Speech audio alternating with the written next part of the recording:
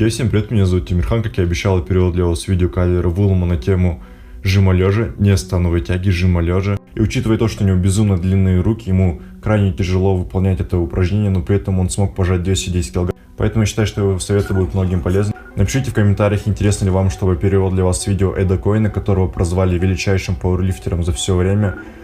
Ему принадлежат 20 рекордов в 4 весовых категориях, и на протяжении 16 лет никто не мог его победить. Это просто невероятно. Более подробно об этом я расскажу в конце. И смотрим сам видос. What's up, everyone? So I've had a lot of requests about people asking me to do a bench press video. Well, I'm definitely not known for being the best bench presser in the world. You know, I feel like I have my own struggles there, and I found a couple of different ways for me, as far as the technique standpoint, getting set up that seems to really help me do a lot better for the bench press, and I just kind of wanted to share that with you guys today.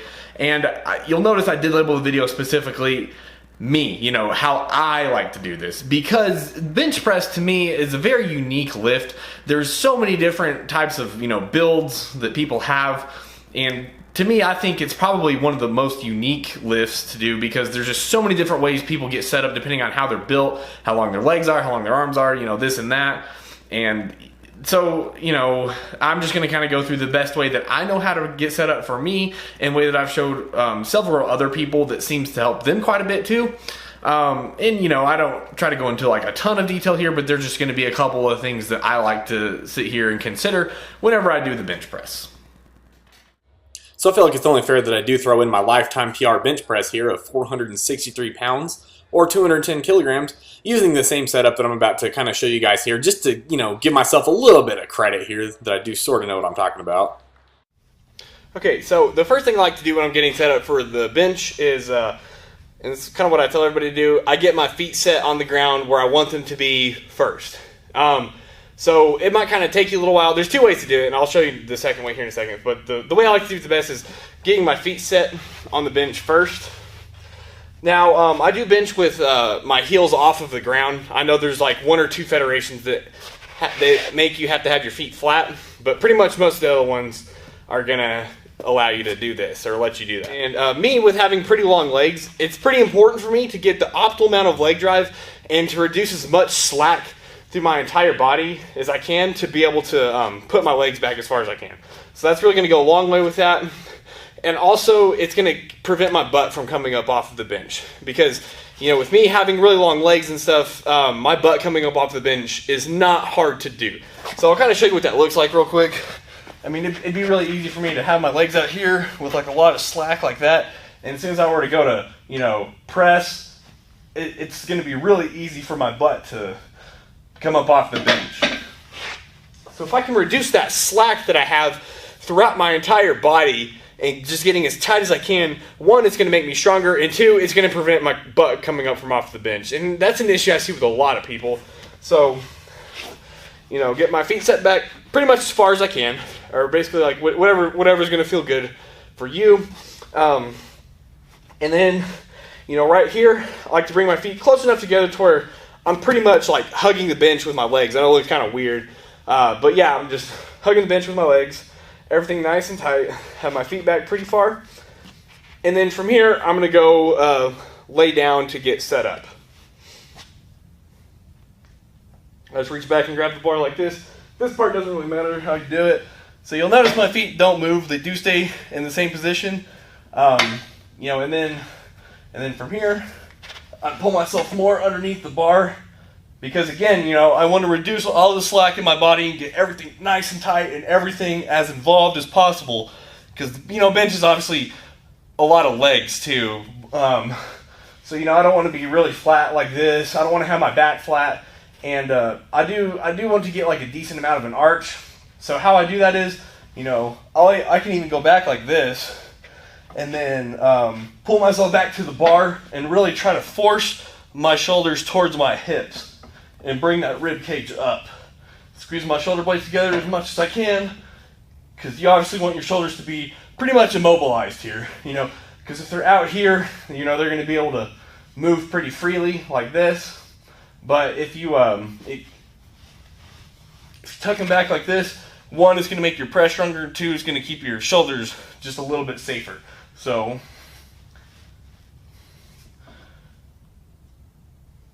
So yeah, just like that. So you'll see I have a nice little arch here, and it's important for me to have my legs back as far as I can, and to push my shoulders towards my hips as much as I can, squeeze my shoulder blades together, and just bring my chest up like this. And then from there, we're in a pretty good spot to press, and we have tightness throughout our whole body, no slack anywhere, and all in all, it feels like a pretty powerful position for me. So just to like show you the difference real quick between, you know, just laying down flat, typically how you'd see most people in like a commercial gym or somebody who doesn't have a whole lot of experience lifting, compared to getting set up for a powerlifting bench press. So yes, this is a powerlifting bench press. Yes, we're gonna arch a little bit, and that's okay. All right, so just kind of, if you're just to kind of lay down and do it, I want you to see the difference in my range of motion here. So, because obviously we're trying to reduce the range of motion a little bit, or as much as we can, because we're powerlifters. We're just trying to move more weight, and we're trying to do it move the weight more efficiently and safely. So this is kind of what it looks like. Shoulders are loose, lots of slack, you know, in my feet. It's gonna be real easy for my butt to come up off of the bench, you know, all this and that. And I want you to see, you know, my range of motion here. It's pretty far, you know, pretty far range of motion. Now, I'm gonna go get set up for my optimal position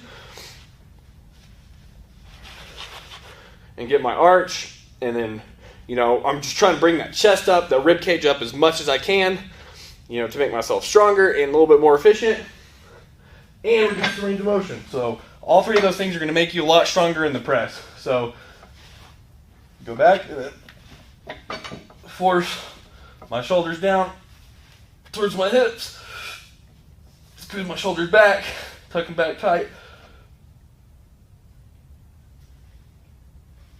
So you can see clearly a lot shorter range of motion there compared to, you know, this. And when you're lifting, you know, a maximal amount of weight, that's definitely going to go a really long way. All right, so now we're going to kind of move on to a few of the cues that I like to use and think about during the execution of the lift. So now that we got the setup down, you know, get everything tight, you know, as much as we can, no slack in our body, this and that. Now it's time to go execute the lift a little bit. So starting off, whenever we unrack it, the first thing I want to cover is going to be, you know, you don't want to, obviously, this might be common sense for some people, but I still see a lot of people do this. So I'm just throwing this out there. You know, I see a lot of people kind of, you know, they bench out here, try to just think about using those chest and the shoulders a lot. But really, you know, a natural movement pattern for your arms is going to be a little bit more like, you know, as you bring the bar down, those elbows are going to kind of tuck in like this. They obviously don't want to be, you know, tucked way in like this. That's not going to be very efficient. But yeah, so, you know, I like to just kind of tuck them in a little bit at the bottom and then press them out at the top. And I also like to think that I'm pushing them up a staircase. And I'll show you in a second kind of what that looks like on the bar. But basically, you know, you bring the bar out to where you're going to start with, and bring it straight down, tuck those elbows in. And as you push up, you're almost going to kind of push it back, up and back towards your face. And as you push up, your elbows are slowly going to flare out. So you don't want them to, you know, flare out right from the beginning like that. But you do want to, you know, as you push, they are going to kind of go out a little bit and back. So down, back, just like that. All right, so now I'll just kind of show you what that bar path looks like real quick.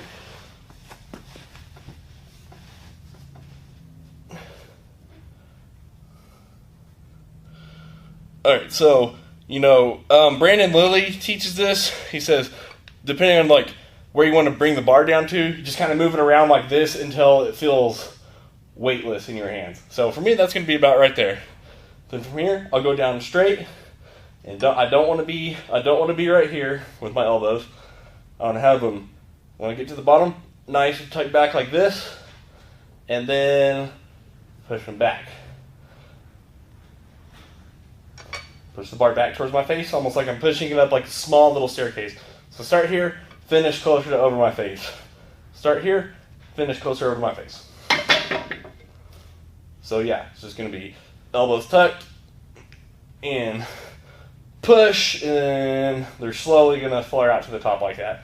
So just a nice little, almost like you're throwing a punch, like rotating your hand like that, except for your hands obviously aren't going to rotate. You're just going to do that with your elbows. Alright, so I don't really want to yammer on too much because there's a lot of good bench press videos already, but the last two things I want to talk about just briefly, there's already tons of good videos about them, so I'm just going to cover them just a little bit because to me personally, you know, learning how to bench press and getting the most out of my bench was, you know, the hardest things for me to learn were, you know, the best leg drive and how to really use my back. And it sounds kind of, you know, the idea of using your back for a bench press just seems kind of strange if you've never really done it before or really thought of that idea. But once you figure out how to do, you know, your best leg drive and your best lat engagement for the bench, that's really going to go a long way. So, and this kind of, both the leg drive and the lat engagement tie back to how I like to get set up, having no slack in my body, having my feet back as far behind me as possible, making sure there's no slack in my body, get everything nice and tight, and, you know, keeping my shoulders tucked back enough is going to really help me use my lats the best, and having my feet behind me and my butt glued to the bench like that and everything really tight is going to help me get the best leg drive possible. So, you know, what I think about like with the lat engagement is, you know, like when I'm benching, I almost think about like pulling my chest to the bar. You know, I try to make it as hard as I can to bring the bar down to my chest. And for me, that's really helped quite a bit. And, you know, the tighter I can start with my back and shoulder blades tucked back and down in the bench press, you know, the more tightness I'm going to be able to get. And it gets to the point to where it's almost even hard to, I have to have a certain amount of weight to even bring a bar down to my chest if I'm squeezing hard enough. And then I'm going to show y'all right quick kind of what that looks like, you know, with the leg drive and the lat engagement together. Okay, then what I want you guys to pay attention to here is that so I'm just going to say it first and then I'll demonstrate. So as I bring the bar down, you're going to see like as the bar kind of comes down, the more my chest is going to rise. So bringing my chest to the bar, and then the more engaged my feet are going to be, or the harder they're going to be pressing into the ground, the more I bring the bar down, and the tighter they're going to be. So that's why I'm doing both of these together, because I think lat engagement and leg drive go together very well for the bench. So let's see what that looks like real quick. So I'm going to go through my little setup. Making sure my shoulder blades are tucked as tight as they can be. And then you'll watch as I bring the bar down, my legs get tighter and my chest comes up. So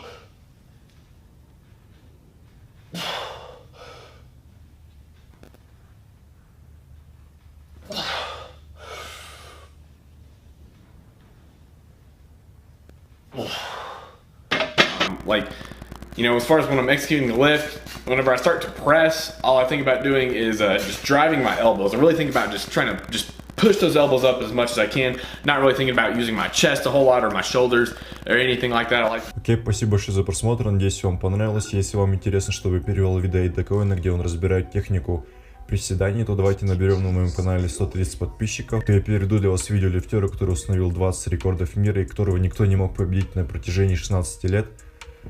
Окей, ставим лайк, подписываемся и удачи!